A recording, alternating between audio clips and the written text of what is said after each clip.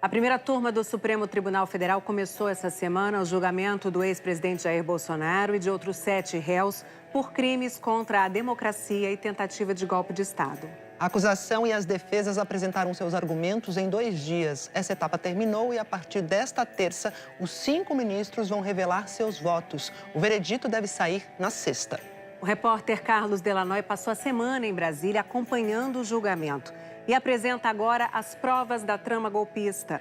O que dizem sobre elas a procuradoria responsável pela acusação e os advogados de cada um dos réus.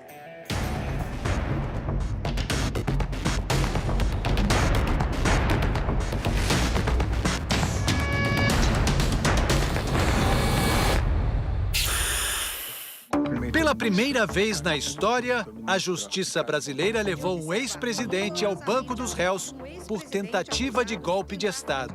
São 8 os réus no chamado núcleo crucial do processo. Só um, o ex-ministro da Defesa, Paulo Sérgio Nogueira, veio acompanhar pessoalmente. As defesas tiveram que atravessar um mar de microfones, cães farejadores e um forte esquema de segurança. Sempre que o advogado chega, uma correria, cercado por repórteres. São mais de 500 jornalistas credenciados para acompanhar esse julgamento que acontece no 3º andar desse prédio, conhecido como Igrejinha do Supremo Tribunal Federal. Para chegar ao auditório da primeira turma do STF, é preciso passar por 2 raios-x. Lá dentro é proibido filmar, comer ou fazer qualquer tipo de manifestação. Contamos 14 policiais armados na sala do julgamento. São 5 ministros. Alexandre de Moraes é o relator do caso. A pacificação do país, que é o desejo de todos nós, não havendo possibilidade de se confundir a saudável e necessária pacificação com a covardia do apaziguamento, que significa impunidade e desrespeito à Constituição Federal e mais, significa incentivo a novas tentativas de golpe de Estado. O Procurador-Geral da República levou 1 hora e 8 minutos para apresentar a denúncia. Os atos que compõem o panorama espantoso e tenebroso da denúncia são fenômenos de atentado com relevância criminal contra as instituições democráticas. Nessa primeira semana de julgamento, o Procurador-Geral da República e os advogados dos réus apresentaram suas alegações. A acusação apontou 5 crimes: organização criminosa armada, tentativa de abolição violenta do Estado Democrático de Direito, golpe de Estado, dano qualificado contra o patrimônio da União e deterioração de patrimônio tombado. As condenações podem passar de 40 anos de prisão. As defesas afirmaram que os réus são inocentes. Um confronto de versões que vai marcar a história do Brasil. Para Paulo Gonet, o plano tinha 3 etapas: desacreditar as urnas eletrônicas e gerar caos social para justificar decretos que instituíssem um estado de exceção. A partir daí, seria possível prolongar o mandato de Jair Bolsonaro, mesmo se ele fosse derrotado em 2022. Segundo a PGR, os atos golpistas começaram em meados de 2021, com lives já retiradas do ar pela Justiça, em que Bolsonaro atacava o sistema de votação sem apresentar provas. Dizer que o crime de abolição do Estado de Direito começou numa live sem violência é subverter o próprio Código Penal. No dia da independência em São Paulo, o então presidente afirmou que não cumpriria decisões judiciais do ministro Alexandre de Moraes, que na época comandava o Tribunal Superior Eleitoral.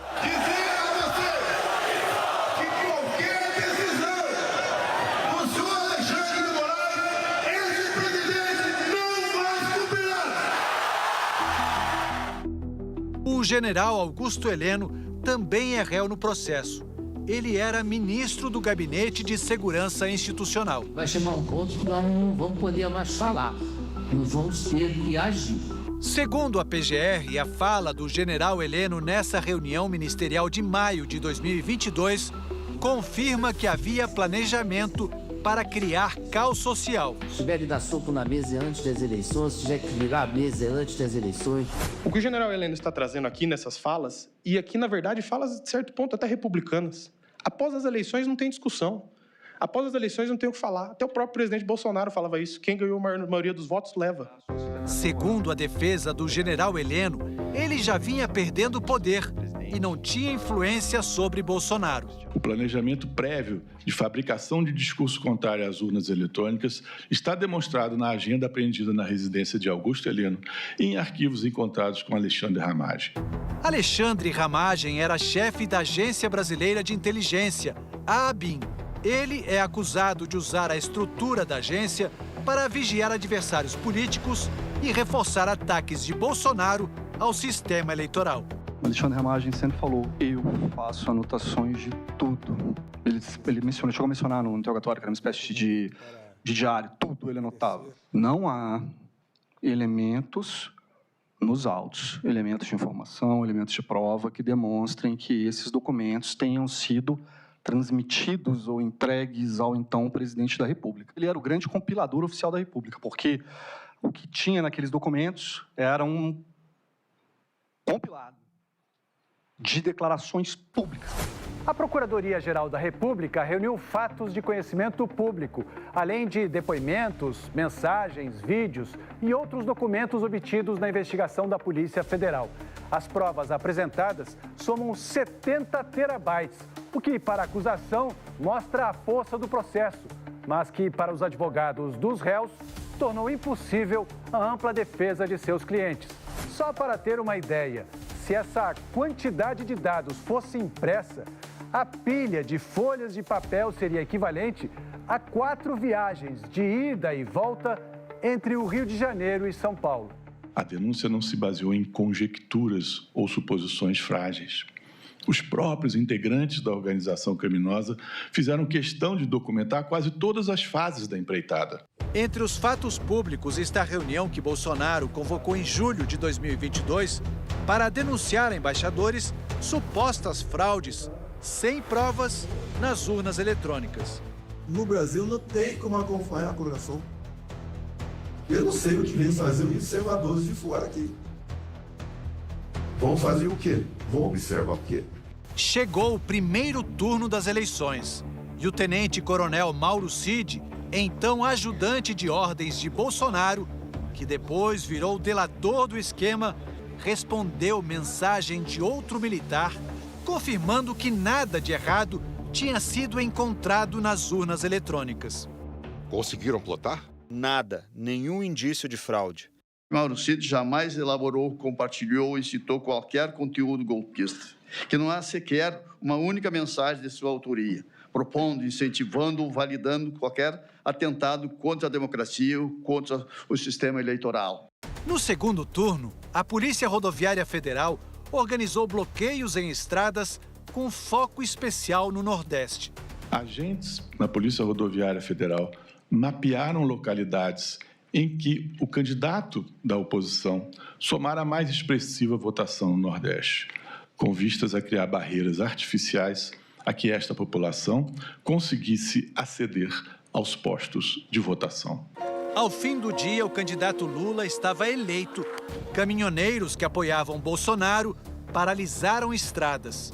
Sem reconhecer a derrota, o presidente se manifestou. O pedido é rodovias. Vamos desobstruí-la para o bem da nossa nação e para que nós possamos continuar lutando por democracia e por liberdade. Os bloqueios pararam. Os acampamentos de apoiadores do candidato derrotado, não.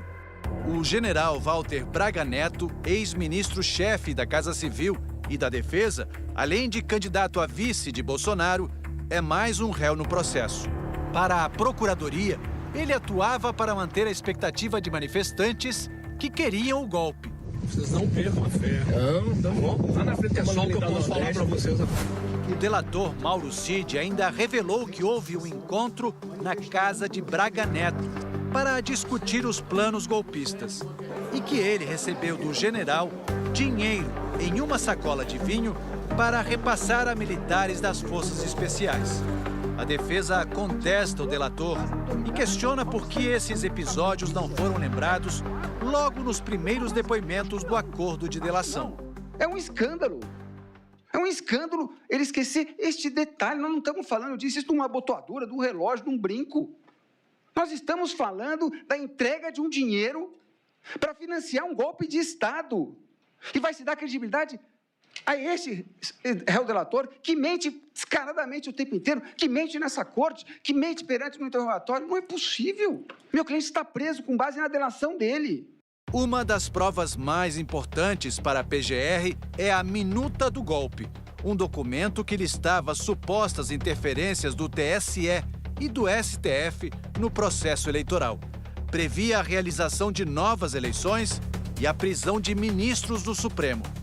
São as diretrizes para a criação de um gabinete institucional de gestão de crise, formado em sua grande maioria por militares. E o chamado gabinete de crise governaria o país até a realização de novas eleições, mas sem data para acontecer. Uma das versões da minuta foi encontrada na casa de Anderson Torres, ex-ministro da Justiça e também réu no processo. A defesa sustenta, desde o início, que essa minuta estava circulando na internet e vinha sendo distribuída desde dezembro de 22, muito antes de ser encontrado na residência de Anderson Torres. É a minuta do Google. Ele não participou de reunião golpistas, não participou de qualquer ilação ou movimento antidemocrático.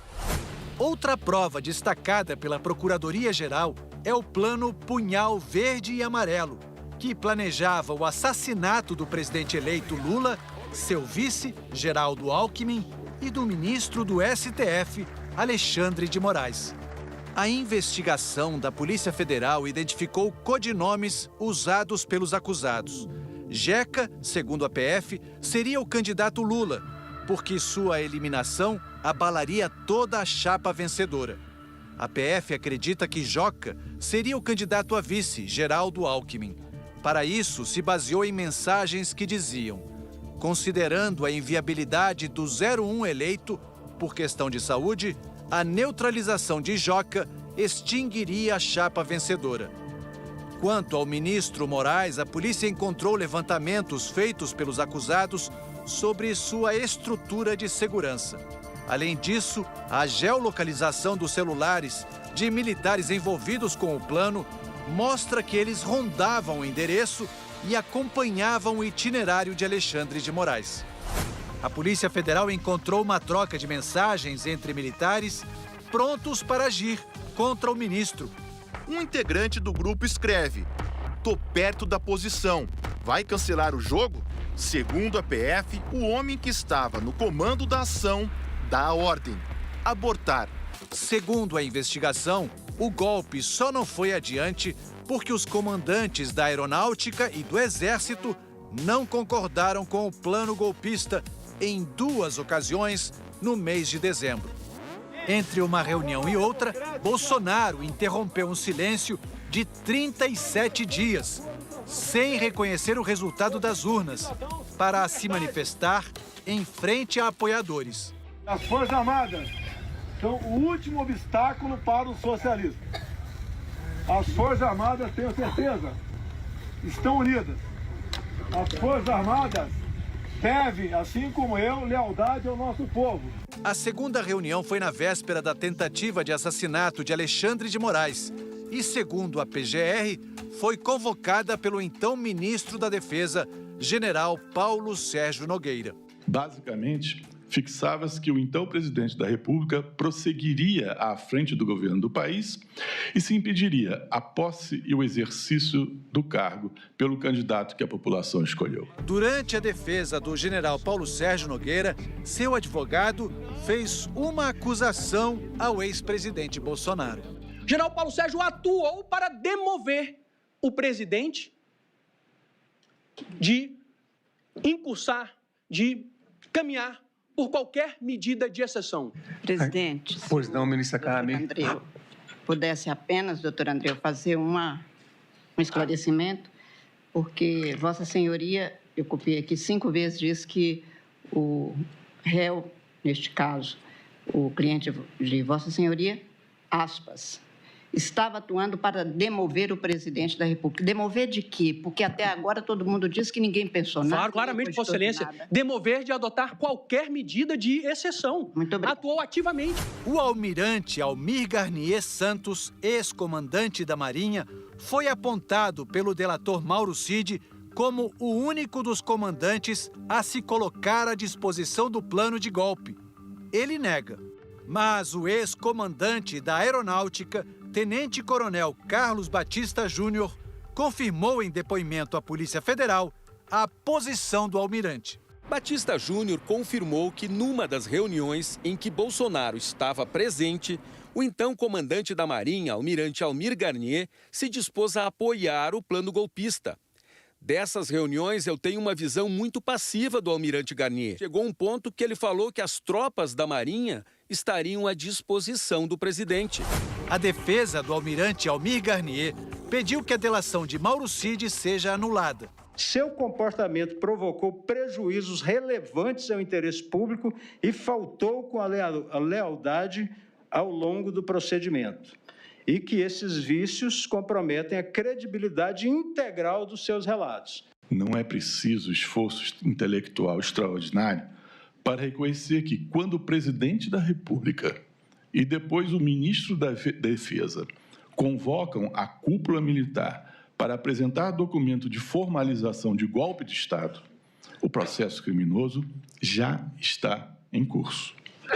Não se está, nesse caso, num ambiente relativamente inofensivo de conversas entre quem não dispõe de meios para operar.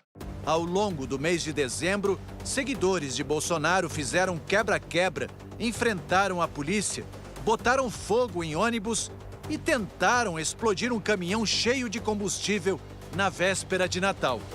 E colocam a caixa com a bomba em cima do paralama traseiro esquerdo do caminhão.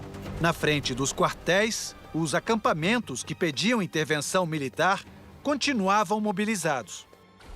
Jair Bolsonaro embarcou para a Flórida no dia 30 de dezembro e não passou a faixa para o seu sucessor. Segundo a Procuradoria-Geral, a organização criminosa atuou para impedir a retirada dos acampamentos. O objetivo seria manter ambiente favorável à intervenção das Forças Armadas. Fazia parte do plano a omissão do ex-ministro da Justiça de Bolsonaro, Anderson Torres, que foi nomeado secretário de Segurança do Distrito Federal e não preparou um esquema adequado para a primeira semana do novo governo. Apesar das informações de que haveria um grande protesto no domingo, dia 8 de janeiro. As ameaças se transformaram em violência. Não é possível tergiversar e acreditar que, em algum momento, há um elemento que aponte ao ex-presidente Jair Bolsonaro um ato violento ou um ato de grave ameaça. Um documento apreendido na sede do PL, partido de Bolsonaro, reforçou os argumentos da acusação. Esse objetivo chegou a ser declarado de forma expressa ao final do documento, em que se lia: Lula não sobe a rampa. O discurso encontrado na sala de Jair Bolsonaro reforça a convicção a respeito do domínio que ele possuía sobre as ações da organização criminosa, especialmente quanto ao desfecho desejado, a sua permanência autoritária no poder, mediante o uso da força. O julgamento será retomado nesta terça-feira. O relator do processo, Alexandre de Moraes, pediu 2 sessões extras. As sentenças estão previstas para sexta-feira.